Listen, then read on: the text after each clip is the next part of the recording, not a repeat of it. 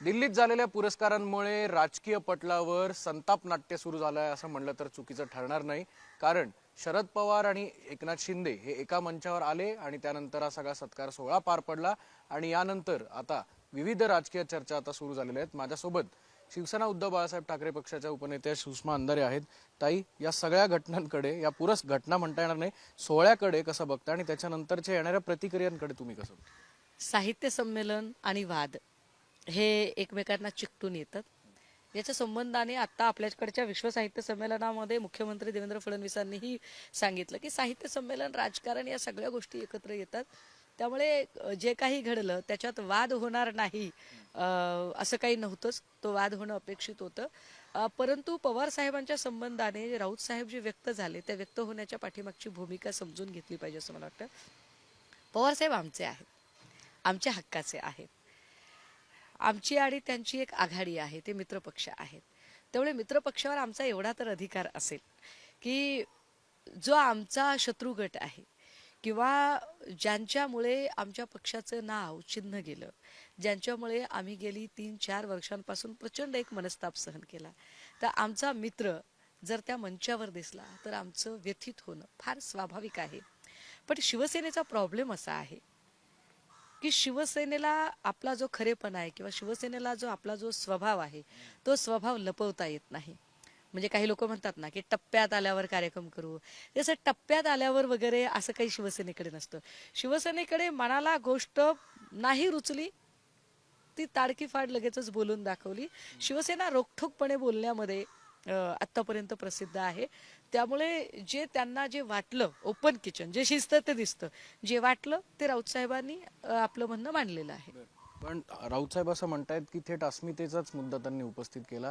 महाराष्ट्राच्या अस्मितेला धक्का लागला या संपूर्ण कार्यक्रमामुळे असं ते म्हणतायत. कारण ज्या एकनाथ शिंदेनी महाराष्ट्र फोडला त्यांचाच सत्कार थेट शरद पवार जर करत असतील तर संपूर्ण राज्याच्या अस्मितेवर धक्का लागला असं म्हणतायत. एक लक्षात घ्या की एकनाथ शिंदे मुख्यमंत्री झाले ते अमित शाह यांच्यामुळे.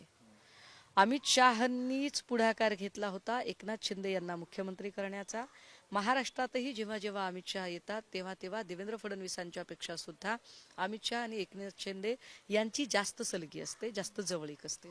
आणि ते अमित शहा इथं येऊन जेव्हा पवार साहेबांवर बोलतात, टीका करतात, तेव्हा पवार साहेबांच्या प्रवक्त्यांच्याही आधी आम्ही ढाल बनून उभे असतो. अर्थात आम्हाला कोणी सांगितलंय का? नाही. पण आम्हाला असं वाटत राहतं की आमच्या मित्राकडे कुणीही बोट नाही दाखवलं पाहिजे.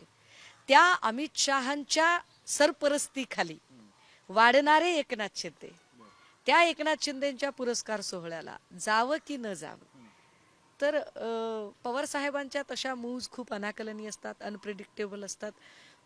त्यामुळे त्यांना जावं की न जावं हा सांगायचा अधिकार आम्हाला नाही. परंतु त्यांच्या जाण्यामुळे आम्ही व्यथित झालो हे नक्की आहे. तुम्ही व्यथित झाला असं म्हणताय, मित्रपक्ष आहे तेवढा तुमचा अधिकार आहे असंही तुम्ही म्हणताय.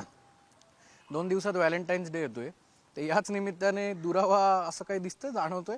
नाही नाही नाही नाही, व्हॅलेंटाईनच्या आधीची एक लुटुपुटूची भांडणं असतात, रुसवे फुगवे असतात. ती रुसवे फुगवे बस चालू असतील, याच्या पलीकडे काही नाही.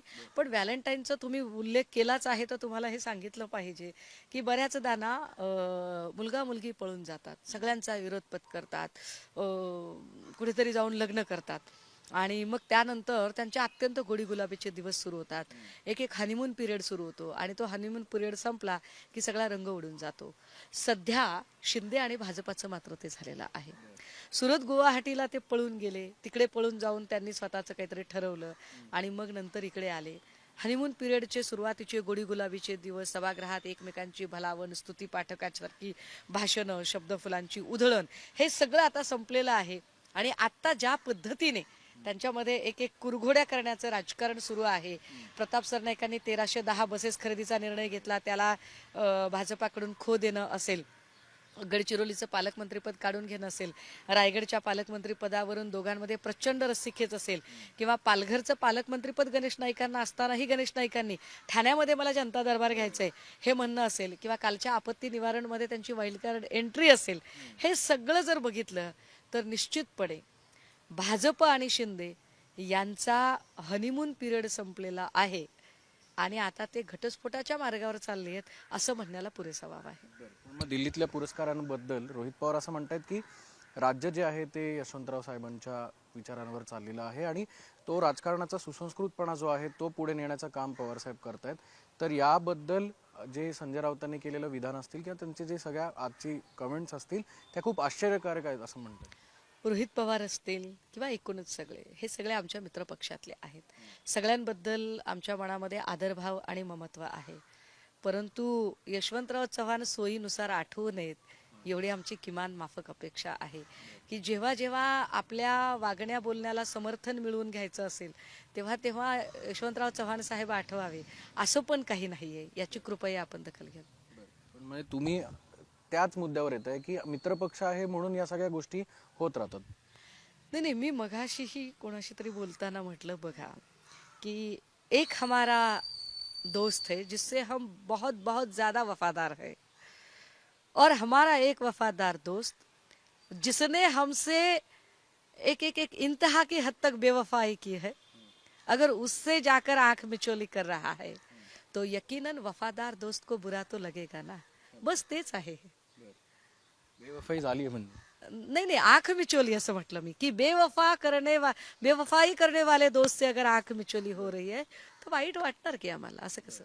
मग आता त्याच गोष्टीचं महायुतीच्या नेत्यांकडनं आता राजकारण सुरू झालं की त्यांचं म्हणणं आहे की महाविकास आघाडीत मिठाचा खडा पडलाय. शिवसेना मग शरद पवारांची राष्ट्रवादी आता वेगळी होणार. काही जण म्हणतात की ठाकरे पक्ष ठाकरे गटाचा आता अंत सुरू झालाय. अशा विविध कमेंट सुरू आहेत. नाही नाही नाही, ते महायुतीतल्या काही लोकांना जर मनातले मांडे खायचे असतील तर त्यांनी निश्चितपणे खावेत. किंवा काही मी बघितले काही वाचाळ प्रवक्ते त्यांना वाटेल त्या पद्धतीने व्यक्त होत आहेत तर त्यांनी आधी आपलं काय जळतंय ते बघितलं पाहिजे. आमच्याकडे काहीही प्रॉब्लेम नाहीये. आम्ही म्हटलं की पवारसाहेब आमच्या हक्काचे आहेत आणि आम्ही आमच्या हक्काच्या माणसावर आमचा राग व्यक्त केलेला आहे. त्यामुळे आमच्याकडे काय चालू आहे यापेक्षा भाजपाने शिंदे आणि दादांमध्ये काय कलगीतुरा लावून दिलाय तो एकदा त्यांनी बघावा की भाजपा अगदी निवांत आहे. एकीकडे स्वपक्षातल्या सुरेश धसांना लावून द्यायचं आणि दादा गटातल्या धनंजय मुंडेंना डॅमेज करण्याचा प्रयत्न करायचा. दुसरीकडे गोगावले आणि तटकरेंमध्ये लावून द्यायची झुंज. तिसरीकडे गणेश नाईक आणि एकनाथ शिंदेमध्ये झुंज लावून द्यायची. ही जी भाजपची खेळी आहे त्याच्यावर भाजपने लक्ष द्यावं. बाकी आम्ही आमचे जी जॉईंट फॅमिली आहे त्यातलं निस्तरायला समर्थ आहोत. काही इतर प्रश्न आहेत. राहुल सोलापूरकरांचं स्टेटमेंट जे आहे ते व्हायरल होत झालं. अनेक आंदोलनं त्यांच्या घराबाहेर झाली. अगदी भीम अनुयायी असतील, मराठा ऑर्गनायझेशन्स असतील, अनेक ठिकाणी आंदोलनं त्यांच्या विरोधात झाली. गुन्हा मात्र अजून पुण्यात एकही दाखल झाला. राहुल सोलापूरकरला ठोकला पाहिजे आणि दिसेल तिथे ठोकला पाहिजे. जो चुकला तो ठोकला, या न्यायाने त्याला ठोकला पाहिजे. परंतु एकीकडे 24 तास उलटून जात नाहीत. खरं तर 24 तासापर्यंत मिसिंग कंप्लेन असते पण 24 तासाच्या आतच मी त्याच्याकडे येणार आहे, त्याच्याकडे येतोच. 24 तासाच्या आतच ज्याची एकीकडे किडनॅपिंगची कंप्लेंट तुम्ही लिहून घेता का तर तिथे मंत्री होता तक्रार करता म्हणून आणि इथे सगळे आंबेडकरी अनुयायी प्रचंड संताप आणि आपला संताप व्यक्त करतायत अनेक दिवसांपासून. मात्र त्याच्यावर मात्र तुम्ही दखल घेत नाही. हा सरकारचा दुटप्पीपणा आहे. मला गृहमंत्री तथा राज्याच्या मुख्यमंत्र्यांना साधा प्रश्न विचारायचा आहे की मुख्यमंत्री महोदय, खरंच आपल्या मनामध्ये छत्रपती शिवाजी महाराज आणि विश्वरत्न डॉक्टर बाबासाहेब आंबेडकर यांच्याबद्दल आदरभाव आहे का? जर तो आदरभाव त्यांच्या मनात असेल तर त्यांनी तो आदरभाव राहुल सोलापूरकरवर गुन्हा दाखल करून दाखवावा. नसेल तर ही सगळी जी नौटंकी आहे ती थांबवावी. दुसऱ्या बाजूला कालचीच अगदी ताजी घटना आहे. तानाजी सावंत यांचा जो मुलगा आहे ऋषीराज सावंत हा बँकॉकला गेला. ते सगळं नाट्य रंगलं. तुम्ही त्याच्यावर बोललात. काय एकंदरीत परिस्थिती आहे? म्हणजे एका बाजूला आंधळे बाबतच्या कंपॅरिझन होते दोन्ही गोष्टींचं, त्याला अटक होत नाही, मात्र मुलासाठी सगळी यंत्रणा वेठीस धरली जाते. नाही, हे फार म्हणजे चिंताजनक आहे. आणि गृहमंत्री हे सगळं खपवून कसं काय घेतात? एकीकडे गृहमंत्री म्हणतात की आम्ही कुणाचेही लाड करणार नाही, आम्ही सगळ्यांनी शिस्तीत राहिलं पाहिजे, आम्ही कुणाबद्दलही अधिकचं ममत्व भाव बाळगणार नाही. मग तानाजी सावंतांबद्दल हा ममत्व भाव का आहे? रंजन शर्मा यांना खरंच गृहमंत्री समज देणार आहेत की नाही देणार? कारण 24 तास आधीपर्यंत मिसिंगच असते. तुम्ही 24 तासाच्या आत त्याची किडनॅपिंगची कंप्लेंट करता फक्त तुमच्या रुसून गेलेल्या मुलाला अडवण्यासाठी. बरं, त्यातनं अजून एक उपप्रश्न तयार होतो. एकीकडे जगद्गुरू तुकोबा रायांचे 11वे वंशज निव्वळ 32 लाखाचं कर्ज अंगावर झालं म्हणून आत्महत्या करतात, आणि दुसरीकडे तानाजी सावंतांचा मुलगा 78 लाखाचं स्पेशल प्रायव्हेट जेट करून जातो. पैसा किती आहे तुमच्याकडं? पोरग रुसून जाताना जर 78 लाखाचं जेट करून जात असेल तर आईला पोराच्या सगळ्या हाऊस मौज करायला किती लाख खर्च करता? पैसे येतात कुठे एवढे? तानाजी सावंतांकडे एवढे पैसे येतात कुठून की तानाजी सावंतांना यांची कल्पना नसते. बरं, आरटीजीएस केलेले पैसे आहेत ते, आरटीजीएसने तुम्ही पैशाचा व्यवहार केलाय, याच्यावर कुणी प्रश्न उपस्थित करत नाही. सरकार पक्षातले सो कॉल्ड मुलुंडचे ते HD व्हिडिओ स्पेशालिस्ट ते याच्यावर काहीच बोलत नाहीत. सगळीकडचे घोटाळे आणि भ्रष्टाचार बाहेर काढण्याचा ठेका घेतलेले सो कॉल्ड भाजपाचे आमदार तेही काही बोलत नाहीत. भ्रष्टाचारावर बोलणाऱ्या दो दमानिया त्याही याच्यावर काही बोलत नाहीत. कुठून येतात एवढे सगळे पैसे? या पैशांवर बोललं पाहिजे, या पैशांवर प्रश्न विचारले पाहिजे. ऍट द सेम टाइम राज्यातनं एवढ्या मुली गायब होत आहेत, त्या मुलींच्या कंप्लेन होत नाहीयेत. संतोष देशमुख साहेबांच्या हत्येची फिर्याद जर इतक्याच तात्काळतेनं तुम्ही इतक्याच लगबगीने दाखल करून घेतली असती तर पुढचा हा प्रॉब्लेमच झाला नसता. किंबहुना संतोष देशमुखांच्या संबंधाने जी खंडणीची फिर्याद होती ती दाखल करून घेतली असती तर कदाचित संतोष देशमुख आज हयात असते. मग संतोष देशमुख एक साधा सरपंच आहे म्हणून त्याची कंप्लेंट लिहायची नाही, आणि तानाजी सावंत एक कॅबिनेट मिनिस्टर, एका फार मोठ्या शिक्षण संस्थेचा चालक मालक पालक म्हणून त्याची तक्रार लिहून घ्यायची. म्हणजे हे सरकार फक्त आणि फक्त भांडवलदारांचं आहे, गोरगरिबांचं सामान्यांचं नाहीये. यावर खरं तर गृहमंत्र्यांनी उत्तरं दिली पाहिजेत. तुम्ही जर बघितलं ताई तर या सगळ्या घटनामध्ये म्हणजे त्याची जर क्रॉनॉलॉजी बघितली आपण तर एक कंट्रोलला फोन जातो, त्याच्यानंतर तक्रार दाखल होते, काही वेळातच म्हणजे अगदी क्षणांमध्ये अर्धा तास 1 तास 2 तास जो वॉट एव्हर मीन टाईम आहे त्याच्यात गुन्हा दाखल होतो. मुख्यमंत्री, उपमुख्यमंत्री, अगदी केंद्रीय नागरी उड्डाण मंत्री असतील, सगळी यंत्रणा, पुणे पोलीस आहेत, पुणे पोलिसांचे सहआयुक्त रंजन कुमार शर्मा, ह्या सगळ्या त्या सिस्टीममध्ये इन्व्हॉल्व्ह होतात आणि 4 ते 5 तासांमध्ये तो मुलगा परत येतो. हेच सामान्याच्या बाबतीत जेव्हा तो फिर्याद दाखल करायला जातो तेव्हा या फास्ट गोष्टी होत नाहीत, अशा आता चर्चा सुरू झाल्या. अगदीच मी तेच सांगतेय की ज्या स्पीडने रंजन शर्मांनी ही फिर्याद दाखल करून घेतली, मी आपल्याला सांगितलं पाहिजे, हिवाळी अधिवेशनच्या दरम्यान पत्रकार परिषद घेऊन मी नागपूरहून परत येताना नागपूर एअरपोर्टवर माझ्यावर हल्ला झाला, त्याची मी फिर्याद दिलेली आहे. त्या फिर्यादीचं काय झालं हे अजूनही मला पुणे पोलिसांनी सांगितलेलं नाही. ना मला विश्रांतवाडी पोलीस स्टेशनने कळवलंय, ना मला सीपीने कळवलंय, जॉईंट सीपीने कळवलंय, मला त्यातलं काहीच माहित नाहीये. कित्येक अशा पोलीस, म्हणजे आपल्याला आठवत असेल की बदलापूरच्या प्रकरणात वामन म्हात्रेवर गुन्हा दाखल व्हावा म्हणून मला 8 तास उन्हात बसावं लागलं, पण ती तक्रारच दाखल होत नव्हती. परंतु आत्ता मात्र म्हणजे फक्त आपल्या रुसून चाललेल्या पोराला अडवण्यासाठी तानाजी सावंत स्वतः एक प्रँक कॉल घडवून आणतात आणि त्या प्रँक कॉल नंतर अवघ्या 2 तासात सगळी यंत्रणा हलते. 2 तास 2 फोन कॉल आणि संपला विषय. तुमचं म्हणणं आहे तो जो कॉल होता कंट्रोलला गेलेला तो प्रँक कॉल होता?